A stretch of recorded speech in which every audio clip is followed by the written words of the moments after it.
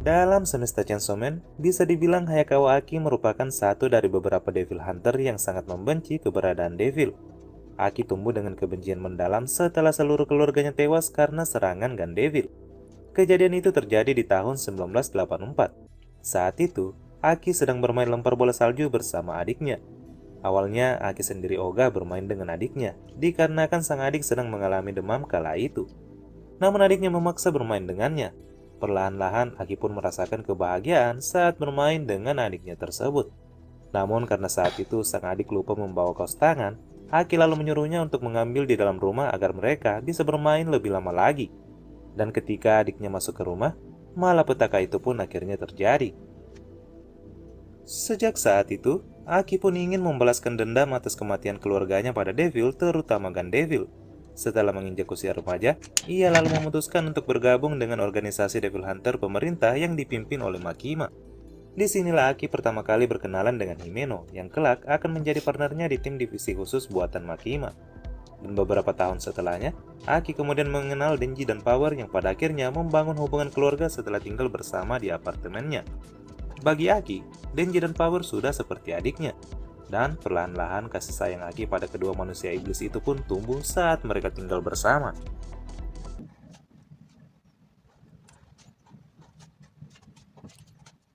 Selain Denji dan Power, bisa dibilang Himeno juga merupakan kawan terdekat bagi Aki. Sejak ditugaskan bersama Himeno, perlahan-lahan Aki menaruh perasaan padanya. Hal sebaliknya juga dirasakan Himeno. Dari Himeno lah Aki merokok untuk pertama kalinya. Mereka pun terjerat dalam hubungan platonik dalam waktu yang lama. Namun seketika gejolak rasa sayang yang dirasakan Aki itu lenyap ketika Himeno tewas usai dikalahkan Akane Sawatari dan Katanamen. Aki saat itu mengalami 2 kali kekalahan telak karena saat kematian Himeno, dirinya juga KO usai tertebas serangan Katanamen. Aki hanya bisa meneteskan air mata tatkala mengingat kenangan indahnya bersama Himeno. Kini, orang yang benar-benar mengerti dirinya sudah tiada. Bisa dibilang Himeno lah yang paling mengerti akan diri Aki. Bagi Himeno, Aki merupakan satu-satunya pemburu iblis yang paling baik, memiliki kasih sayang yang tinggi, serta pengorbanan untuk melindungi rekan-rekannya.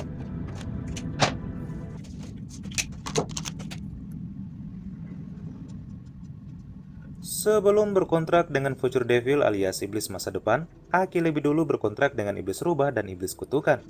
Melalui Iblis Kutukan, Aki tahu kalau masa hidupnya tinggal 2 tahun lagi. Hal ini ia ketahui sesaat setelah kematian Himeno, tepatnya saat Aki dirawat di rumah sakit. Di tempat ini jugalah Aki didatangi Kurose dan Tendo, 2 pemburu iblis senior yang akhirnya menawarkannya untuk berkontrak dengan iblis yang jauh lebih kuat. Dan iblis yang akhirnya berkontrak dengan Aki ialah Future Devil, alias Iblis Masa Depan. Iblis Masa Depan memiliki kepribadian yang begitu energik. Setiap kali dia muncul, dia selalu membanggakan semboyan yang dimilikinya yang berbunyi masa depan adalah yang terbaik.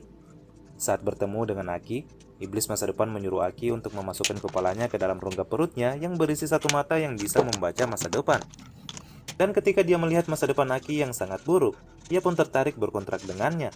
Iblis Masa Depan pun menawarkan untuk hidup di mata kanan Aki sebagai syarat kontraknya. Hal ini pun disetujui oleh Aki, hingga akhirnya Aki mampu mengetahui masa depan yang akan ia jalani. Sesaat setelah menjalin kontrak, Iblis Masa Depan memberitahukan Aki kalau dia akan mati dengan cara yang sangat mengerikan. Namun cara mati yang mengerikan itu seakan tak membuat Aki ciut, dan Aki lebih memilih untuk tidak mengetahui cara kematiannya.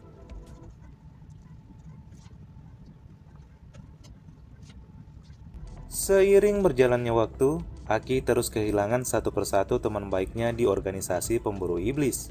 Setelah kematian Himeno, Aki sempat diduetkan dengan Angel. Persahabatan mereka pun akhirnya tercipta meski awalnya mereka berdua merasa tak ada kecocokan satu sama lain. Saat Reze muncul, beberapa rekan Aki sempat tewas setelah terkena badai bom atom yang diciptakan olehnya. Aki sendiri selamat setelah Angel melindunginya. Namun kehilangan kembali dirasakan Aki saat kemunculan para assassin internasional yang mengincar jantung Denji. Aki seakan tak berdaya menghadapi para assassin tersebut, terutama oleh Guangxi. Dan ketika berada di neraka, Aki juga sama sekali tak berkutik setelah melihat Darkness Devil. Ia lagi-lagi pasrah ketika Darkness Devil sudah hampir membunuhnya. Namun lagi-lagi, ia diselamatkan oleh Angel. Meski selamat dari serangan Darkness Devil, Aki tetap mengalami luka setelah kehilangan 1 tangan. Kemenangan Denji atas Santa Claus bahkan meninggalkan trauma mendalam bagi Aki. Aki perlahan-lahan mengalami kesepian setelah semua insiden mengerikan yang dialaminya. Jika dulu Aki menggebu-gebu ingin mengalahkan Gun Devil, kini Aki malah ingin menjauhi semua hal yang berhubungan dengan Devil. Ia melakukan ini setelah melihat Denji dan Power, dua manusia iblis yang masih tersisa dan selamat dari kematian setelah insiden kemunculan Darkness Devil. Khusus untuk Power, dia juga menjadi iblis yang sangat trauma setelah bertemu dengan Darkness Devil. Untuk itulah Aki ingin rehat dari dunia pemburu iblis. Dia juga ingin Denji dan Power melakukan hal yang sama dengan dirinya. Dia ingin Denji dan Power pergi sejauh-jauhnya dari Tokyo dan menjalani kehidupan tenang seperti warga pada umumnya.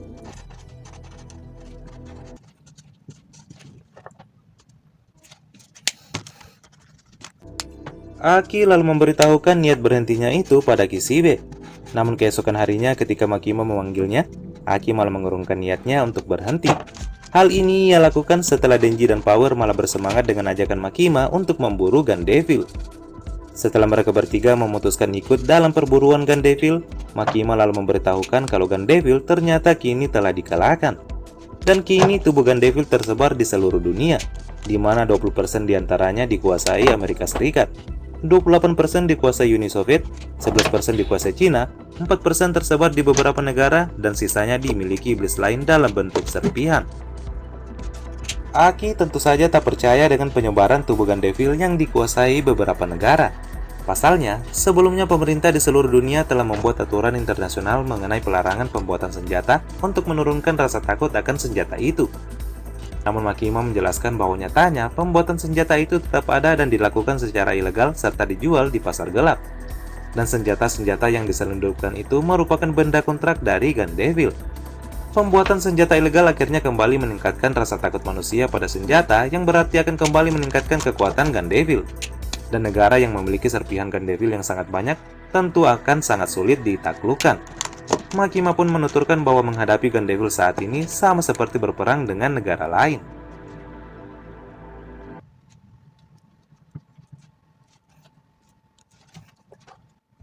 Setelah menemui Makima, Aki dikejutkan setelah Future Devil memperlihatkannya sesuatu yang sangat mengerikan.